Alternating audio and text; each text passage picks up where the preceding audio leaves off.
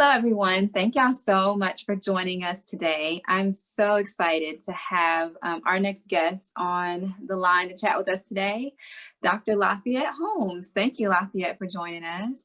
Thank you. So Dr. Holmes is actually a clinical nurse practitioner who has her master's in public health as well. And I really wanted to talk to Dr. Holmes about the coronavirus, particularly because we are currently in the throes of a pandemic here in our country that has gotten worse, I guess, definitely as it's progressed throughout the year. Currently, we're in the fall season going into winter. The numbers are increasing about how many people have been infected. The hospitalizations are increasing. We are just really at a critical point right now as a country and as a state within the state of Alabama.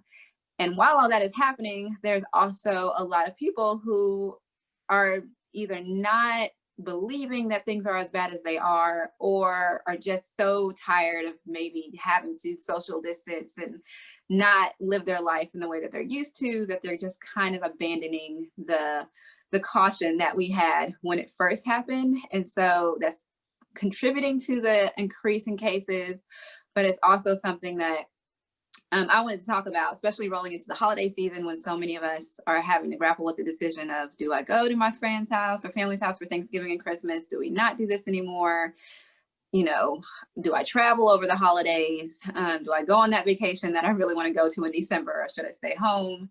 So there are so many things that we're dealing with going into 2021, where we hope that everything slows down or even stops so that we can kind of get back to the way we're used to living and going out into the world.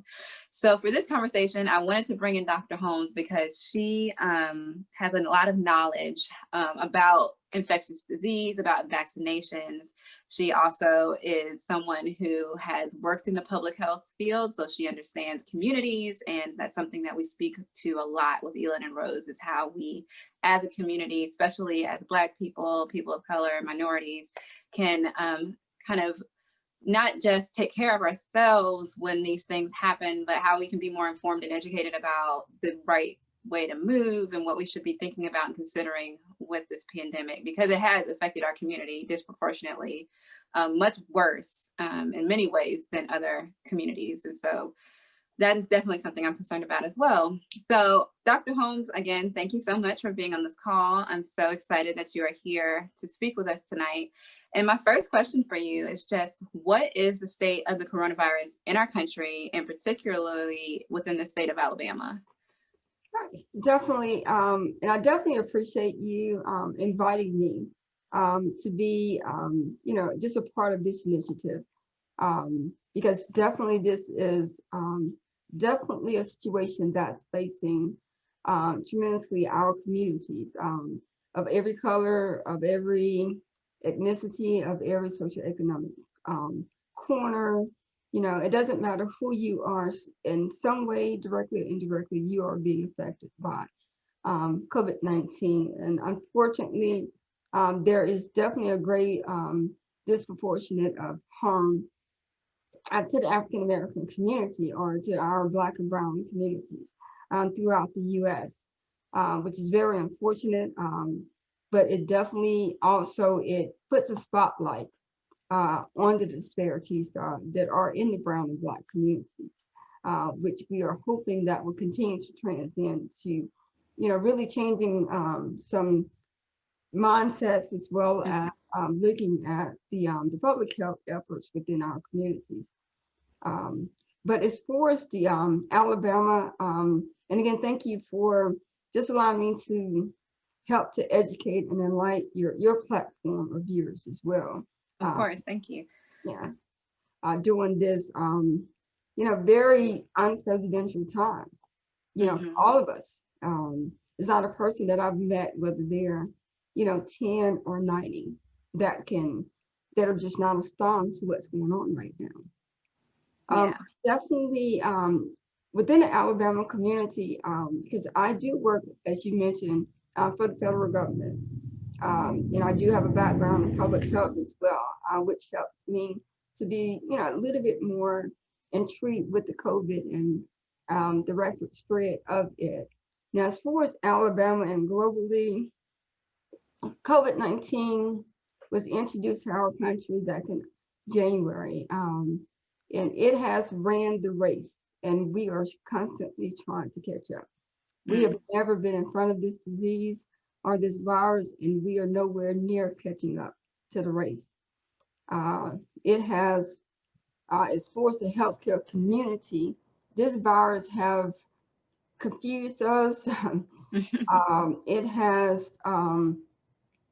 it has done a whirlwind, and it continues to do this. I know that there's a lot of just concerns when it comes to COVID. There's a lot of, just myths that are being disseminated from federal to state to local levels around our communities as well. And it's very unfortunate, despite us constantly seeing the death rise, the death rates rising constantly, hospitalization, the funerals, I mean, just everybody. But as you mentioned, everybody, we're going through COVID fatigue, many of us. A lot of us are tired of this. We just ignore it and put it behind us. But understand, COVID is here. It is devastating our communities. It is disrupting our families, our ability to just socialize. Everything has changed. Right now, COVID is changing every day. I know that a lot of your a community is like, it's not real. You all say this one day, you change it. COVID-19 is a novice virus. I know that everyone has heard that now. Yes. Novice meaning that it is unfamiliar to all of us. Every day we discover something new about COVID. And once we make that discovery, things change. Treatment changes, the symptoms change. Sometimes we add, we subtract. The CDC just now in a meeting yesterday mentioned that they are probably going to have to change the quarantine. Yes, I saw that. So we don't know. And I'm not afraid to tell people when my patients or that I'm speaking to on a daily, when they're asking questions, I'm going to tell you what we do know. But I'm also going to be honest that we don't know. We're learning every day. It is a novice virus. Right now, as far as I'm looking at the statistics just from today, because again, these numbers change every day, week to week. And what it does is it keeps the healthcare community in a whirlwind. I myself, even though I'm in clinical practice, we are having to be very flexible now, because I've been shifted from I'm taking care of patient, but also doing administrative duties, being COVID-19, testing coordinator. You're working multiple hats now. Whatever you can to help in this fight, you're doing it. But as far as Alabama itself, yes, we are seeing significant rises out of 40 out of the 50 states right now. Wow. And we're just so afraid of the upcoming 3 weeks. Oh, really? Because that's going to be post Thanksgiving. Yes. Even despite the CDC, really just pleading to people to not travel, stay at your own home, not to congregate with any groups, anyone outside of your home. If it's not essential, you should not be partaking. But people are going to do what they choose to do. But unfortunately, we're going to have more deaths. Unfortunately, we're going to be in this fight for a lot longer. We're really just advocating to people to just make this small sacrifice in order for us to try to get back to some level of normalcy quicker. But as long as we continue in the trend that we are, the numbers are going to get worse. I mean, because the numbers are at the point now that these are extremes that we were thinking that it could get, but just in worse scenarios. And it's exceeding what we thought it would be. Because right now, Alabama is totaling about 240,000 cases. But Jefferson County is looking at about 32,000. The U.S., we're right now approaching 13 million. Wow. So right now, 1 out of 3 globally is an American affected by. And American is leading everything. America is leading as far as new cases, rises in cases, death rates, hospitalization. For us to be such a wealthy, industrialized country, there is no reason for us to be where we are. And I think Yeah. that's what's the most frustrating thing. You know, we should not have over a quarter of a million Americans dead due to COVID. It is very unnecessary. And the way that we're predicting now is that you're looking at 400,000 before the summer. My goodness. And yeah, we're looking at double. If you look at right now, Alabama right now is averaging about 2,500 cases a day. Okay. Yeah, we're looking at 400 deaths just as right now. The U.S. we're talking about 137 for today. But again, as you see, the numbers are constantly rising. The death rate in Alabama right now is at 3,500. Okay. And that's an increase. I mean, everything is just constantly increasing. Yes. It's just hard to see, you know, families. I just had one veteran family to, you know, funeralize two family members, a husband and wife, within 3 months of each other. Oh my goodness. I've had co-workers, I've had close friends, I've had associates, I've family members, all that has had, you know, COVID. Yes. But as far as we're definitely, as far as Alabama, have you noticed that we're seeing spikes in hospitalization as well, which we knew would be the case because you're seeing spikes in numbers. Right. Right now, we're approaching 1,500 patients within the hospital. Wow. Mind you that, you know, Alabama itself only has 1,700 ICU beds. So we're almost at capacity. You have some hospitals that are at capacity. You have some hospitals that are in very rural facilities that may only have 10 ICU beds total. That was one of the issues that Montgomery was running into. Then they was having to, you know, transport patients up to, you know, Tuscaloosa and Birmingham. So a lot of the rural areas, you know, yes, UAB has, you know, surplus, but a lot of these rural areas may have, you know, 10, 15 ICU beds total. Yes. So they are, and the last report with Huntsville as of this week, 1 out of 3 admissions are COVID. Wow. But what that does in terms is what we are pleading to pay people, our citizens, our family, and everybody now in our communities is that, you know, we've been going through this for over 9 months now. We're tearing down our healthcare system. Mm-hmm. We don't have a second string of nurses to go to. Yes. We're having, you know, more and more healthcare providers to get infected, to have the longevity deaths with it, and we don't have any substitutes.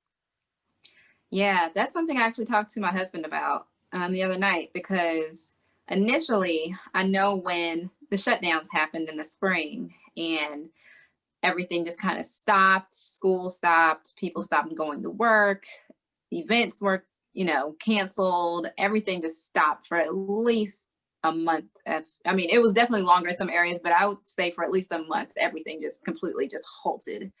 And the reasoning behind that was because we didn't want to overflood our healthcare system, because at the time it wasn't necessarily that the numbers of the infected were so high that, you know, it was doing it because of the infection rate, but it was because if we knew if we kept going the way that we were going, we were going to get to a point that we were going to run out of beds, that we weren't going to have enough medical professionals who were going to be able to tend to the sick. And I think that's what we're hitting now. And that to me is also concerning because, like you said, there is no second string of nurses.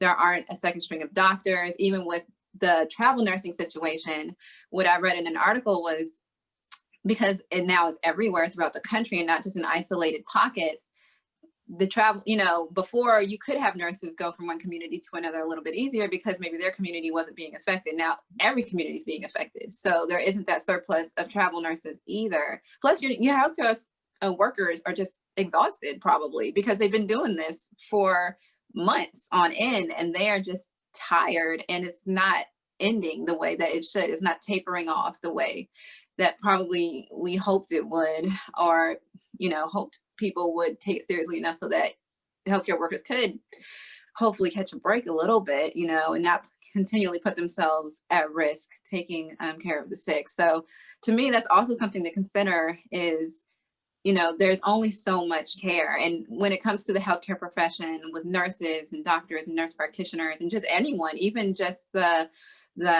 environmental services staff, like everyone who comes in contact with the patients and with the medical side of things, these aren't necessarily positions where you can raise your hand and say, I go in to volunteer, like you need to be trained to do this kind of work. So it's not like we can just accept applicants who want to come into the COVID ward and help. So there literally is a limited pool of people who can help you. And we have to be aware of that. And then, also, when our COVID community is presenting to, and that's the way that we look at it. I mean, because these are our neighbors, these are people that we, socialize with at church and family members and friends. So when our COVID community comes into the hospital, we also have to understand that, they come in at a different medical situation than most come as well. Yeah. That means that you have to have a skilled person. So you're not able to, you have to get people that are specially trained, is what I'm saying. Right. It's different than being able to take care of a nursing home patient and being able to take care of an ICU patient. It's a totally different skill set in our community. And like I said, we have not gotten a break, during, September, August, it was a little bit better. The thing is that now within the healthcare community, we've been going through COVID enough to know that, medications are better. I mean, remdesivir, we have the dexamethasone, so we do have some medications that are really working to do good. And that's the reason why the death toll is not as astronomical as it could be. Yeah. So we are making great strides when it comes to treatment, to getting our patients better and getting them back home. It's just that looking at the longevity of them, I know that, you have UAB and other places that are opening up clinic now, because we call those long haulers, because once you develop COVID, we having patients that are still having, respiratory issues. So they're still pulmonary, they're having neurological issues, GI issues, cardiologists, but it's a thing that we're exposing, having issues with now. So it's just not the immediate getting over COVID. These are people that are having these issues, months down the line. Yes. That has to be, addressed at a point too. Yes. And while we're discussing that, because that is something that that has been discussed, and I've been following that as well, is the long-term effects, which is also an unknown to a certain extent, because we haven't had a chance to, look back at COVID 2 years later and see where people are with their health. But what can we do to protect ourselves, or what should we be doing to protect ourselves? I know wearing a face mask is definitely something that everyone should be doing, the social distancing. But what would your recommendations be to people who are trying to do the right thing, or maybe, they're just trying to figure out like how I should be going about my life for the next few months? Definitely what we try to impress on people or in our community is that it's just not one factor to this that you should just focus on. Yes, you definitely want to be more consistent in wearing masks, but properly wear a mask. It's nothing for me to be out in a little bit of outside the home that I do, and to see a person in our community with a mask on, but they may have it on their chin. Yeah. Or they have it covering their mouth, but not their nose. I mean, a proper mask wear is going to cover both the bridge of your nose to the chin. We don't really advocate for a lot of these bandana type of, type of masks either. Surgical mask or a mask with a filter is really good. A 3-flap gives you better protection. But again, it's a combination of both properly wearing a mask, social distancing, and it's not just the 6 feet. If you are in a environment where people are shouting or laughing or singing, that means that they're projecting those droplets out further. So we're looking at 10, 12 feet, Okay. with that. What I tell people is that if you don't have to share an airspace with someone, don't do it. Okay. So it's about proper mask wearing in an appropriate way, consistently. Also, again, social distancing, hand washing is very pertinent as well. Trying to keep your hands out of your eyes and your mouth, because then those are, again, open orifices. Because in itself, COVID is a airborne virus that has droplets. So when you're speaking, you're expelling these droplets out of into the air, but it also drops on surfaces. And it's when you inhale it or when you touch it and put it to your face and inhale it, that's when transmit this virus. Yes. So again, just trying to not be in any areas where, you're around a lot of people. And we're trying not to even put a number on it when we say large gatherings. No, we're just saying gatherings of anyone outside of your immediate home. Okay. Not in a daily exposed to, you shouldn't do it. I mean, we're actually getting to the point now, because you have so many college students in person, that you may have to start wearing a mask inside of your home. Yeah. Wow. Because this is a very high transmissible disease or virus, and all it needs is a susceptible host. Yeah. People are under this delusion, well, if I've already caught COVID, then I won't catch it again. That's not true. I've had several patients to be diagnosed in March, and here in August, they've diagnosed again. So it's Yeah. not, we don't know what the immunities are, how long it lasts. We don't know what the incubation period is. We don't know from the time that you're actually exposed to the time that it converts where you're tested positive, with the antigens, that we don't know. We don't know that if it's just when you have fever that you're more susceptible for transmission. We don't know. Yeah.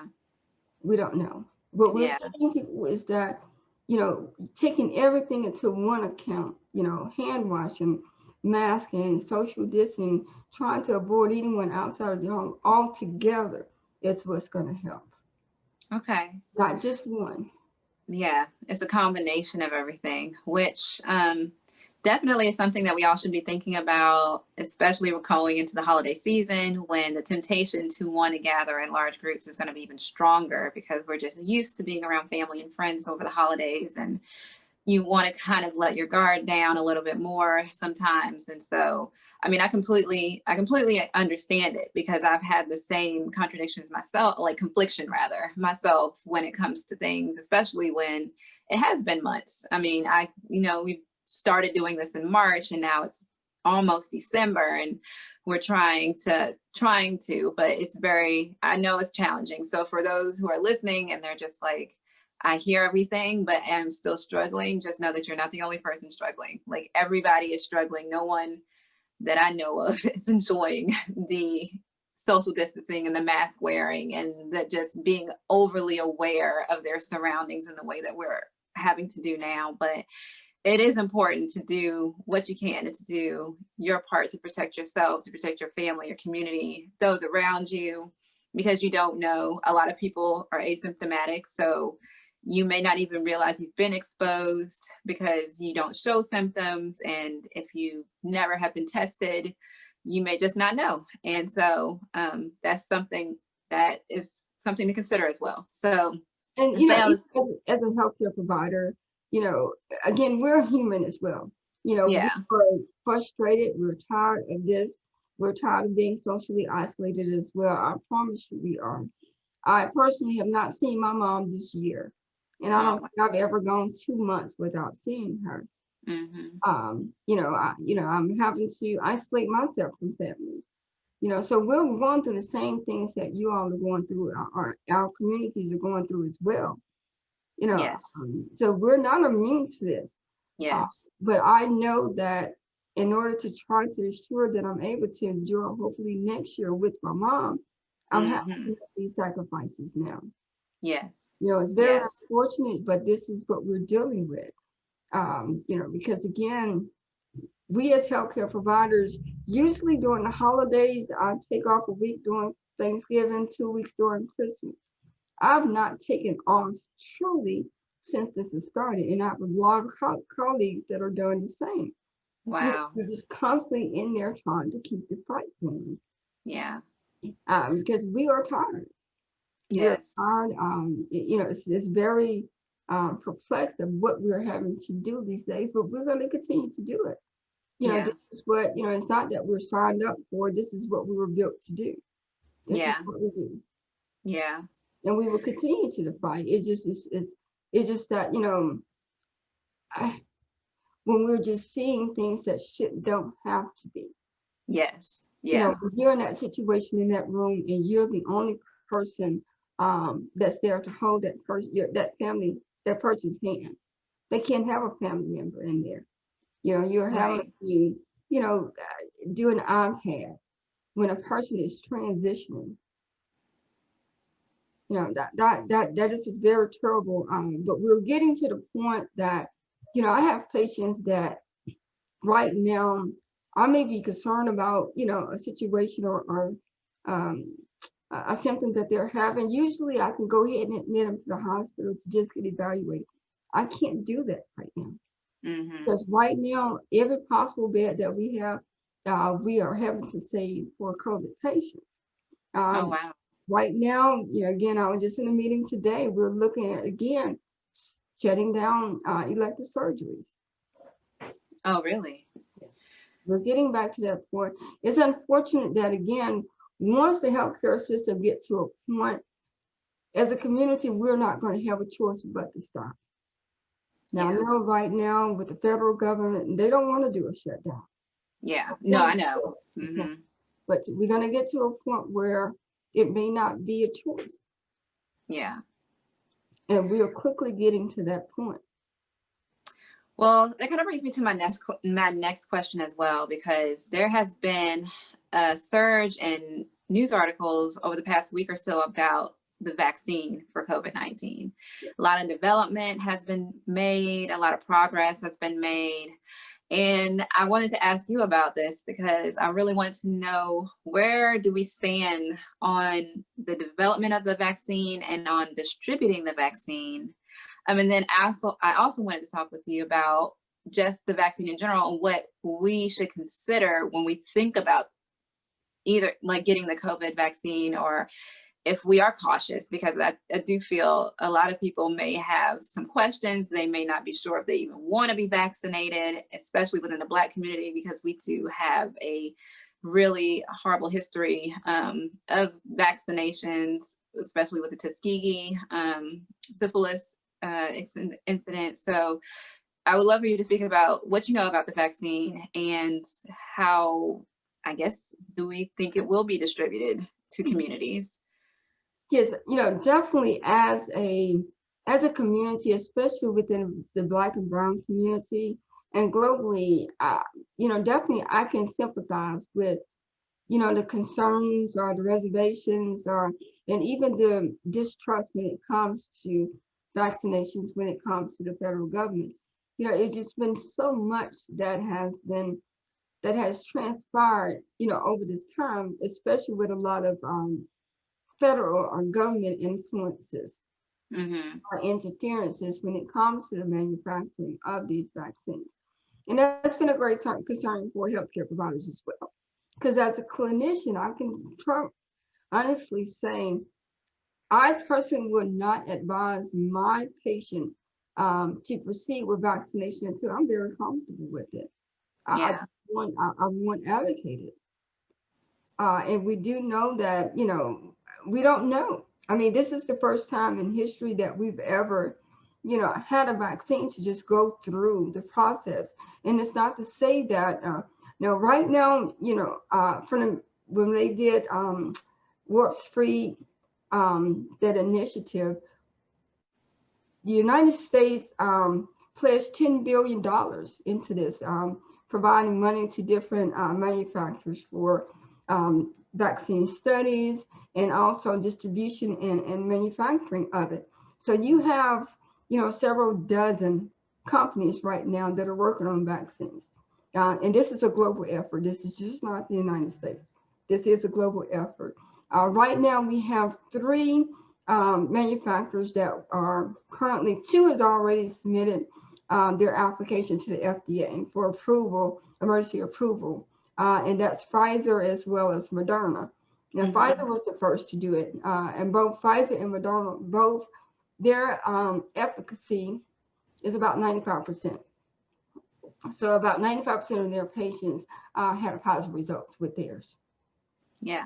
But again, this is a global. This is not a U.S. This is a global. So a lot of these are British, participants that was in the study. Okay. So again, we don't know exactly.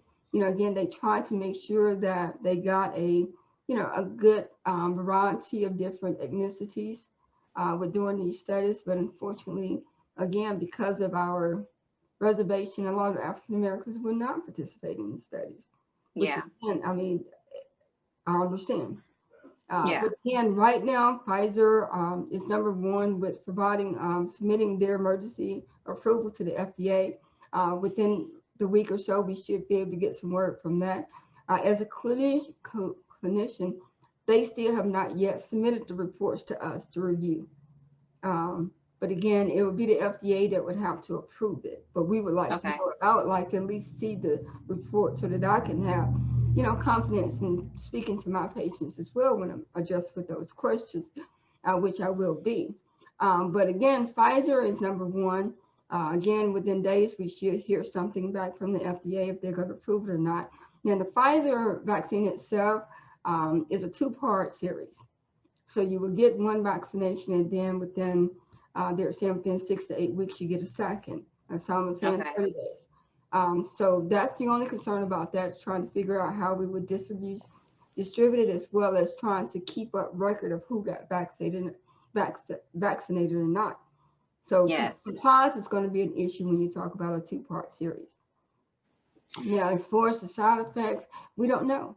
Because right now, there's only been 2 months of safety data that we've been able to gather with this. Yeah. So we don't know what's going to be the longevity, the lung effects. We don't know. Yeah. No way anyone can tell you, because it hadn't been manufactured long enough or created long enough to even have 6 months of studies as far as safety. So Pfizer is one. The concern too with Pfizer is that it has to be at a certain less than 0 degrees temperature, and most refrigerators that you have in hospitals are not going to be able to occupy that. So so we're looking at bringing in the military to help with that as well. Now Moderna is another manufacturer. Now that would be a 1 dose, so that would be great as well. Now the last one that just announced was actually AstraZeneca. Yeah. Now AstraZeneca, I think their efficacy rate is like 70%. But again, we don't want to just disconcern that, because again, when you're looking at flu, we never know what the efficacy rate on that one is either. Oh, so really? Right now, these are the top 3 that we're looking at. But again, as we proceed on, they're going to definitely have more manufacturers to come out to request approval too. Because again, this is going to be a global vaccination initiative. I mean, again, you have 330 million Americans that we're going to have to vaccinate. And again, if we're doing Pfizer, I mean, you have to use 2 doses. Yes. For 1 person. And with the 2 dose, I mean, I know there's some significant factor that makes that vaccine different than the 1 dose, but is that something that should be of concern to someone who's considering a vaccine, that one requires 2 doses and the other vaccine comes in 1 dose, or does it not really make a difference? No, it's again, you have 2 different manufacturers, just like when you're doing when you're being vaccinated for hepatitis, it's a 3-part series. Yes. Yeah. So, every vaccine is going to be different. Okay. Okay. And when it comes to distributing the vaccine, I've heard reports saying that, we'll go to those frontline responders. Also, I think I just read today that it may go to states that have the highest populations versus states that have the caseloads. And I don't know how true all of that is because these are just headlines I saw on the news. So I don't know. I was just like scrolling through my headlines.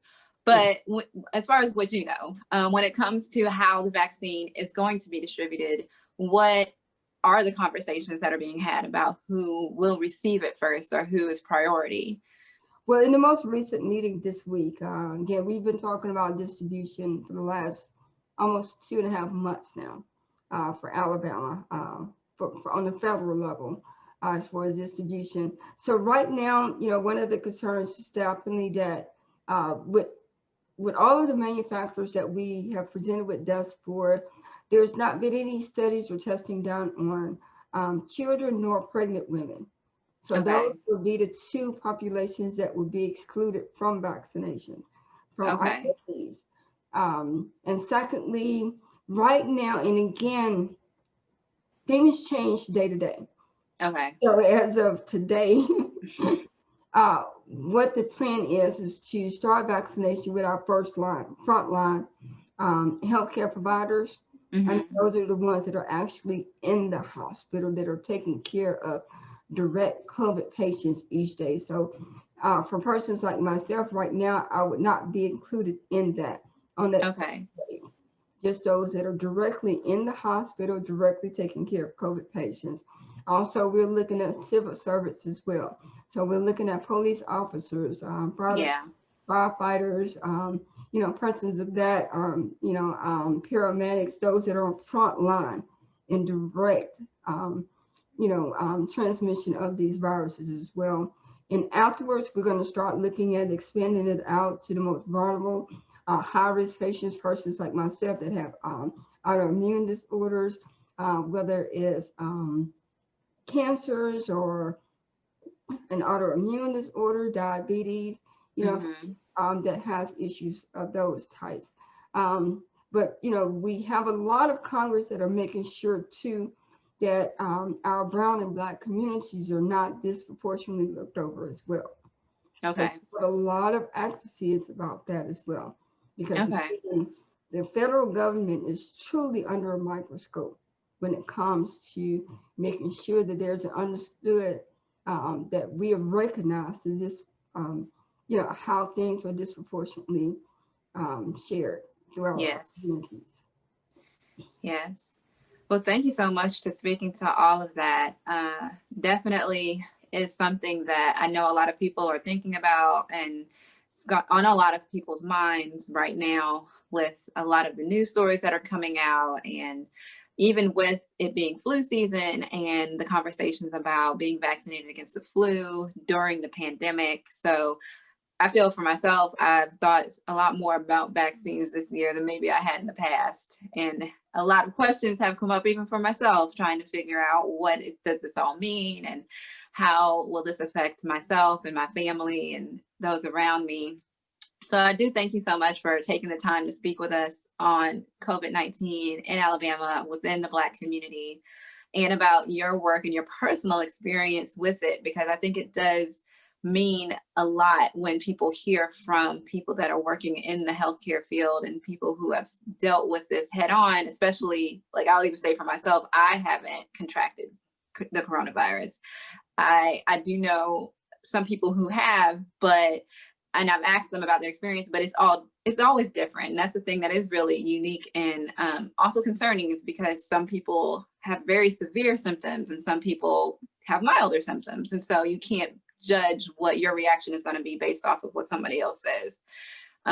But hearing from someone who is a healthcare professional, who works in the field, who has firsthand experience and knowledge of this, really makes it easier, because there is a lot of information that floats out there on the internet, in the news, from leaders.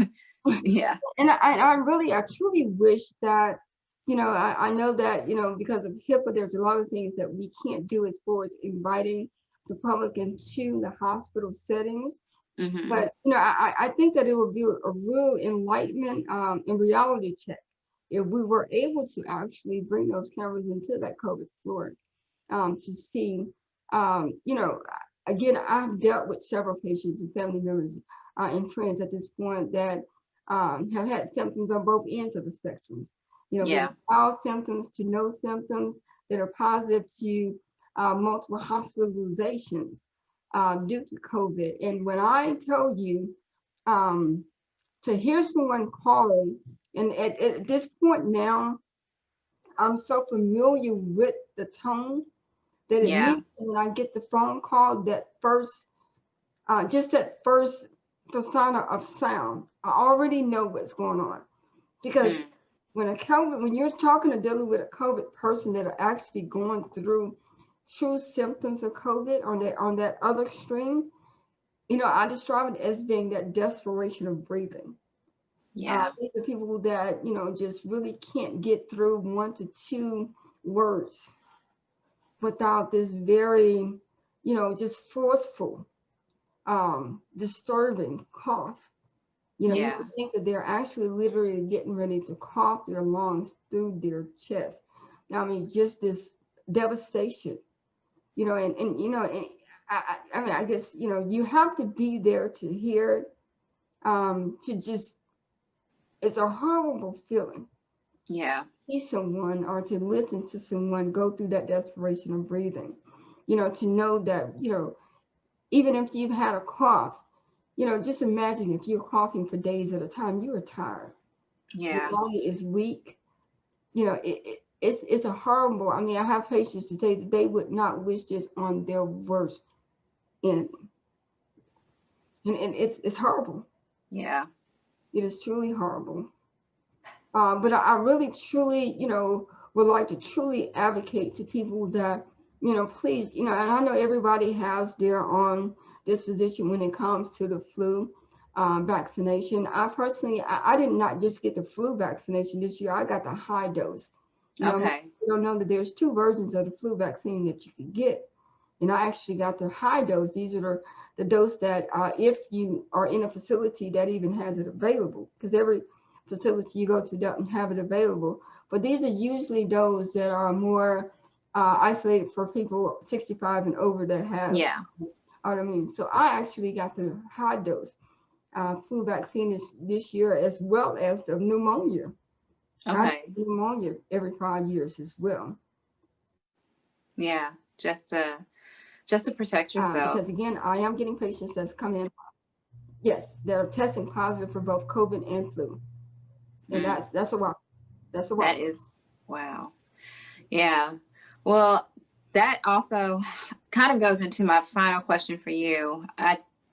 There may be, in this era of just being such a high demand for healthcare workers, and especially for healthcare workers that may have an interest in infectious disease or vaccinations or even public health, because this very much is a public health issue and crisis. Um, I would love if you would talk a little bit about your background. How did you get started? You have earned your doctorate in clinical nursing. What led you to go to that level to earn your doctorate degree? And for anyone out here, a young person who has seen what is going on for the past year, and they just feel this great desire to want to go into the field and to contribute in some way to trying to care for those who are in need, or maybe even on the research side, if this has just sparked an interest in them, what would you say? But first, if you would just talk a little bit about yourself and your background and what you do currently. Yeah, definitely, and I appreciate that. But yes, currently I do hold a doctorate degree in nursing practice. I am a licensed certified nurse practitioner with the federal government, but I also have a master's in public health as well. So I am a 3-time graduate of UAB, go Blazers, Mm, yeah. and a graduate of USM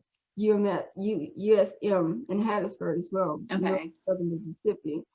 But as far as myself, I entered into my career, again, UAB undergrad, actually as a biology major. I wanted to be a doctor.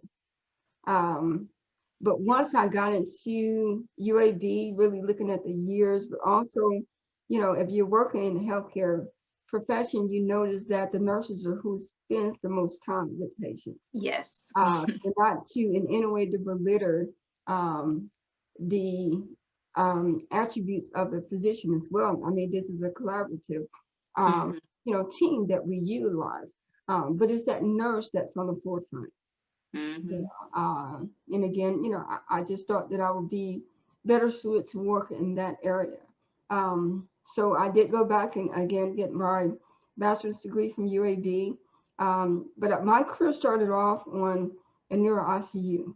So I'm Okay. what you would consider a guts and glory nurse. Mhm. All of my career, I've only worked ICU trauma. Wow. ER is my passion. Wow. That's where I feel at home, is in the ER. Wow. Currently, I'm in primary care, but I still trigger in my ER, especially once COVID is over. But that's my heart's ER. I'm a guts and glory nurse. But of Wow. course, what led me to continue to advance my education is that one, as an African American, um, you know, when you're in that room and you're just not always given that true voice, Yes. especially amongst um, your colleagues, especially of other ethnicities. Mhm. You know, it just seems like you have to go through this constant validation, Mm. you know, with some of your colleagues. And unfortunately, to some extent, you know, healthcare field is always looked at as being a male dominant, um, you know, career as well. Yes. So in order for me to really be able to escalate to be able to be a dominant person in that conversation and to really have a valuable seat at the table, I knew that I had to go ahead and advance my education. Okay. Um, and as far as nursing in itself, nursing is one of the most is one of the greatest fields that you can go into. And I say that because nursing is so diverse. Mhm. You can truly do anything with a nursing degree. Once Yeah. you finish your clinicals, you don't have to do anything else on the bedside. If you choose not to, you can go into law. You can go into corporate. I have legal people, colleagues that are that works for lawyers, uh, Mhm. that Yeah. work for Mercedes Benz. You know, own their own companies. So with a nursing degree, again, education, you can go into academics. You could, there's just so much you could do with a nursing degree. That's not just necessarily bedside. Yeah. So that's one of the great things about, and then again, as you get older, you can decide how you want to switch it up. I mean, as long as you Mhm. have a nursing degree, you can do anything. Now, as far as the profession itself, um, in nursing, the highest level of education you can get in nursing is a doctorate or PhD, and they're Okay. equivalent as far as their positions. So at this point, I cannot get a higher degree. Yeah. Well, Um, okay now. so when you're looking at a doctorate and PhD, a doctorate of nursing practice focuses on actual implementation of research into practice, whereas a PhD focuses on actual research. So those are the distinction difference between a doctorate level and a PhD, but they are equivalent degrees when it comes to nursing. Okay. Mhm. And for a student out there who is considering an education, going into nursing at the college level, studying nursing, or even becoming a nurse as far as their career goals, Mhm. what would advice would you have for them? What would you suggest that they do, or is there a certain path that you would suggest they take? Well, I mean, definitely in nursing now, because even like in high school now, they have nursing assistant programs or nursing education programs in high school now. I Mm-hmm. really advocate for anyone that's interested in going to nursing to really start looking at, you know, even volunteering as a candy striker in a Yeah. hospital, you know, just getting into the environment to see if this is really conducive to what you want to do. because nursing is definitely not a field for the lighthearted. Yeah. It's definitely something that you have to be very dedicated and compassionate, but also, just tenacious to, you got to be in it to win it. Mm-hmm. That Yes. you have to want this. Is again, that's not to speak anything of belittling to any other career, but definitely nursing is of the a chosen, unique population of people. I definitely concur with that. I have experienced fantastic nurses in the times that I have been in care, in the need of care in the hospital, which for myself has only been for surgery on my knee and having my children. Mhm. And I will say that exactly what you said earlier, the nurses are the ones who are there with you for the long haul. You, of course, doctors are necessary, are very important, critical.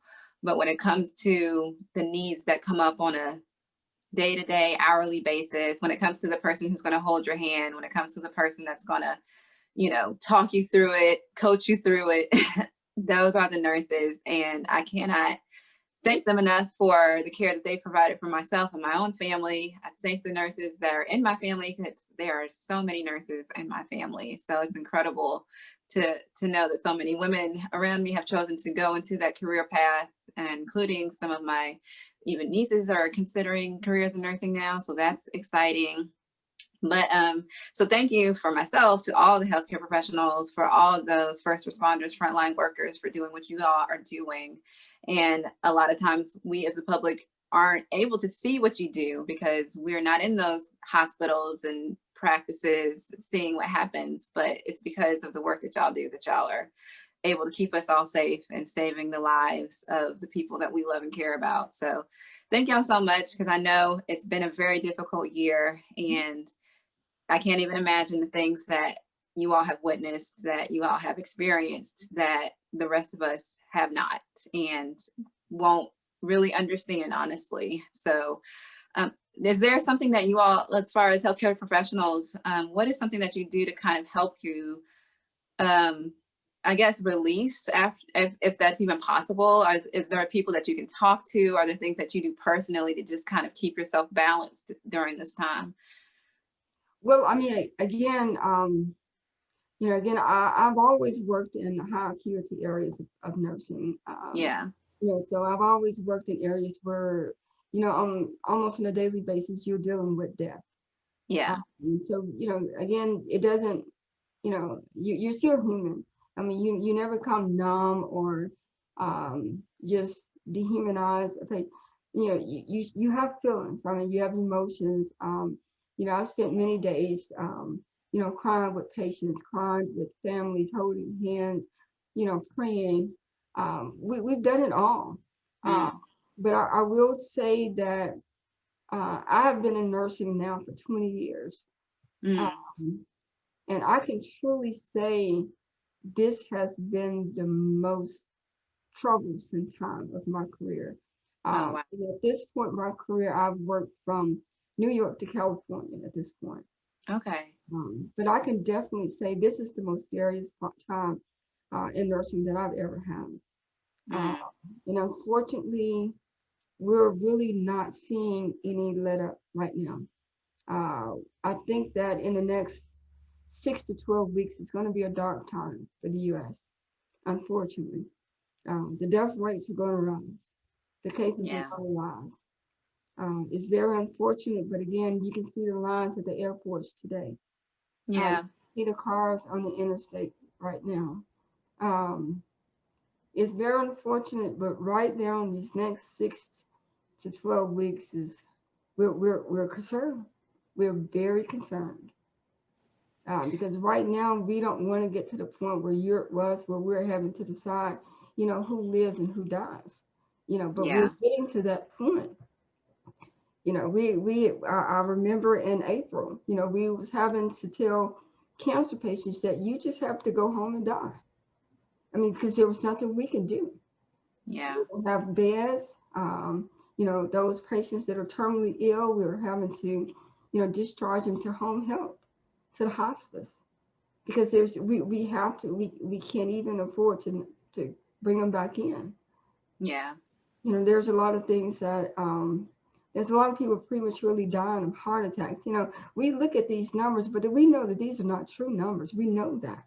There's a lot of people that have died at home that was never COVID tested. There are people that have died on the way to the hospital. I really would press people that, some of the things that you would want to look at it as far as at home. We're advocating for zinc.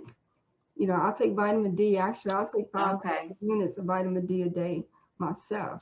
You know, I've ordered pulsometers for all of my family members, many of them, and friends, because that's one of the devastating things about COVID, is that when you start having that symptoms, when it hits. And the first indication is that when you have a drop in your oxygen concentration, but a lot of times you don't feel it. But if you have, I have one here. I keep it at my desk as well, and I have one in my bedroom as well. But this is a pulse oximeter. You can buy it from Amazon. You can get them for $20, $30. It all depends. I think this one here is the one that I can actually Bluetooth to my phone to monitor. You just stick it with your finger. Oh, okay. I know what that is. Yeah. You just stick it with your finger, and it monitors your pulse ox. Because if anyone at home now, if you thinking that you may have COVID, you put on a pulse ox. If your SAC drops to 495, if it stays consistently under 95, then you need to start thinking about the ER. It definitely, if it gets at 90. If it starts to get at 90 and sticks there, and you're having some symptoms, you need to get to the emergency room. Because a lot of the problems is that we're having patients to start getting symptoms at home. They try to get to the emergency room. By the time they get there, their SATs are so low in the 80s that we don't have a choice but to intubate them. And that's the problem that we're having. So if there's one thing that you want to get someone for a Christmas gift, especially those that has that are immunocompromised. Yeah. Pulse ox. Okay. Think about 90. If it gets 90%, if it's staying persistent there, and you're having other symptoms, you may want to get out to the emergency room, or at least call your local emergency department. Because you can always call for paramedics to come out to just check you out. There's no cost for that. Okay. Well, Lafayette, I thank you so much. This has been a really informative and enlightening conversation. I have learned a lot just in talking with you this evening, and it's also kind of put my mind in as far as thinking about things that we'll be doing within our household over the next few days, weeks, and months to make sure that we're protected and taking the necessary precautions, because this is definitely something that we want to take seriously. We don't want to reach the worst possible outcome as a country. There is still time to, keep that from happening. Social distancing, wearing the masks, washing your hands, just being very cautious and fighting that temptation, because I know it's there. Trust me, I have the same feeling. You miss your family, you miss your friends, you miss being able to be in the space together like we're used to. You miss going out in public and shopping, like just those things that we're so used to doing this time of year that we want to do. It's not that nobody wants to do it. It's we all still want to do those things, but we just have to think about sacrificing it this year, and in hopes that next year we will be able to do everything the way that we're used to. As soon as we're able to get this turned around some, the quicker that we're able to get back to some sense of normalcy. Yeah. But until then, this is where we are. This is what we have to deal with. We can't ignore what's going on, as so many people are wanting to do. I know that, and until, even with testing, I see a lot of people that say, well, I just got tested. Well, you got tested on yesterday doesn't mean that you hadn't contracted today. So that's not a green card that you're safe. And also you have to understand too that the efficacy of these tests are not always valid as well. If you notice, Nick Saban came out today to say that he's tested positive again. I saw that, yes. But the one thing that he emphasized as well is that he had a PCR test to be done this term as a confirmation. So one of the things that I let my patients to understand is that if you're having symptoms and you go and get a rapid test and it says negative, I don't trust that. Okay. I really advise them to look, I need you to go and get a PCR test done. And that will be Okay. a affirmative test. I don't have a lot of confidence in the rapid test, not at all. The test Okay. get that, results 15 minutes now. Now, we're getting too many false, negatives with that. And because you noticed the last time Nick was, Mr. Saban was tested positive, then 3 days later he's negative. Yeah. And that was Yeah. And I've heard that about other people as well. Just they got the first test and it said negative, or the first test and it said positive, and then they were tested again and they had a different result. And now people are questioning. We don't know this. Just like HIV, you can be exposed with HIV one day, but it takes a couple of months for it to serial into your bloodstream for it to be detectable. I mean, that's just like COVID. We don't know how long after you're exposed that, that your body is sensitive to these tests. Yeah. We don't know. Well, there's just so much that we're still learning. And thankfully, there are people working around the clock, making sure that we are able to learn as fast as we can about what is happening. And so we are so thankful to them. We're thankful for the researchers, for the first responders, for our nurses, our doctors, all aspects of the healthcare field, from, environmental services, from the food service workers, because I've worked in a hospital. And so I know that there are so many people that do the work that keep us all safe, that don't always there aren't always the nurses and the doctors. It's a whole team of people that keep us safe, and they deserve all the credit because they are putting themselves at risk too. Yeah. Our custodial workers, I mean, anytime I have an issue, it's maintenance who I go to. I think they're the most intelligent people in the hospital. Yes. They know the most. They do. So definitely, they are definitely our biggest heroes. So what we call our auxiliary staff. They're the one that allow us to be fortunate enough to be able to do what we do. And I'm very appreciative of them as well. Yeah. Yeah. So thank y'all so much. From the Elin and Rose community, and from myself especially. We do appreciate everything that's happening, all the work that y'all have put in for the past 12 months. And this is the conversation that we will continue as things progress and change. Dr. Holmes is very informed and educated on these topics. And so she's an expert and someone that I talk to and I trust 100% to provide me with accurate information. So if you're confused and conflicted and don't know what to believe, trust me, you're not alone. There's so much information that's coming from so many different angles, and sometimes it's hard to figure it out. But if you talk to your healthcare professionals, they are going to give you the truth. They are unbiased. They are not picking sides politically as far as what to tell you. They're going to tell you what that you need to know to save yourself and those around you. So thank you, Dr. Holmes. Thank you so much for being on this platform. I will definitely have you on again. Love to continue this conversation. And if you ever want to come on and speak on anything else, just let me know and I'd be glad to have you on. It'd be my great pleasure. Thank you again for sharing this opportunity with you. And again, everybody, stay at home, be safe, and let's breathe for another day. Yes. Of course. Yes. Zoom for Thanksgiving and Christmas. It's nice. It's fun. I got my grandmother on Zoom today for the first time.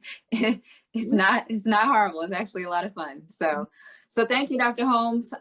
Once again, this was a conversation with Dr. Lafayette Holmes. She is a clinical nurse practitioner working in the VA. She also has a master's in public health, and she is right here in our community. She is living in the Birmingham area. We actually live just like 10 minutes away from each other, technically. So she is someone who is very approachable. And if anyone has questions about this topic, send them to me and I'll pass them on to her. So if you just have any questions or need clarification on anything, we want that to happen. I don't want anybody to walk away from this with more questions than answers. So if that happens, you let me know and I'll pass them on to the right people, because I am not the right person to answer these questions. I'll pass them on to the experts.